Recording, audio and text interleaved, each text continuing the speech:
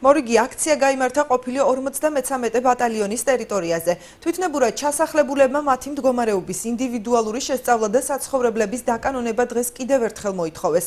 იმ შემთხვევაში, თუ კი მათ მოთხოვნას რეაგირება არ მოყვება, აქციის მონაწილეები რადიკალური ზომების მიღებას გეგმავენ. რა გახდა დღევანდელი აქციის მიზეზი? დეტალები თამარ კიკნაძის სიუჟეტში. ქალაქის მასშტაბით სხვადასხვა ადგილზე თვითნებურად დასახლებულებმა მოთხოვნა დღეს ცენტრალური ხელისუფლების მისამართით გააჟღერეს. ასობით ოჯახმა თავიანთი მდგომარეობის ადგილზე შესწავლა, საცხოვრებლების დაკანონება და ელემენტარული საცხოვრებელი პირობების შექმნა მოითხოვეს. თვალით ნანახი სჯობია, ყურით გაგონილსო. სჯობია თვალით ნახონ და ისე გადასცენ იმ ტელევიზიაში. ძალიან გული მტკივა, მე გუშინდელ გადაცემაზე რომ ვუყურე, ტელეფონით ვუკავშირდი, მაგრამ ვერაფრით ვერ დაუკავშირდი. ჩვენ ვართ იქ უსახკაროდ შესულები. ვინც მართლა რომ გაჭირვებულია არც სახლი გვაქვს, არც კარი და არც მიწაწყალი.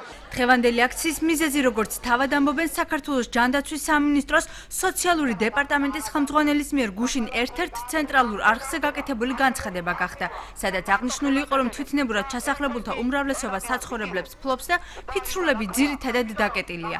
სიუჟეტი, რომელსაც ცენტრალურ ხელისუფლებაში გამოეხმაურდნენ, თვითნებურად ჩასახლებული მრავალშვილიანი ოჯახების ყოველდღიურობას შეეხებოდა. დამეღუპა ქმარი, 4 შვილი მყავს.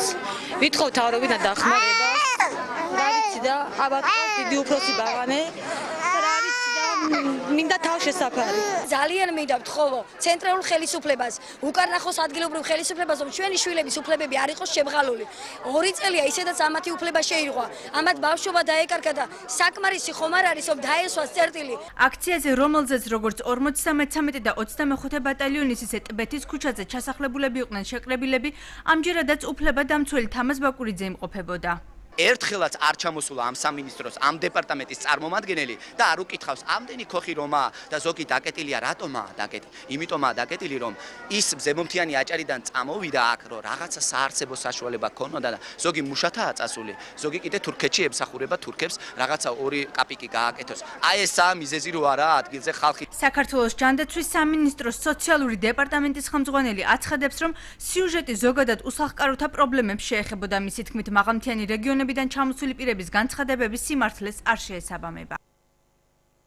უშინო სიუჟეტი იყო ზოგადად უსახკაროების პრობლემაზე ლაპარაკი და მე ვთქვი, რომ უსახკაროება არის გლობალური პრობლემა, კონკრეტულად ამ შემთხვევაში გარკვეული ნაწილი ჩამოსულია მაღალმთიანი აჭარიდან, უბრალოდ იმ მიზეზის გამო, რომ დასაქმების საშუალება არ აქვს, ჩამოდის უფრო ქალაქისკენ რომ დასაქმდეს.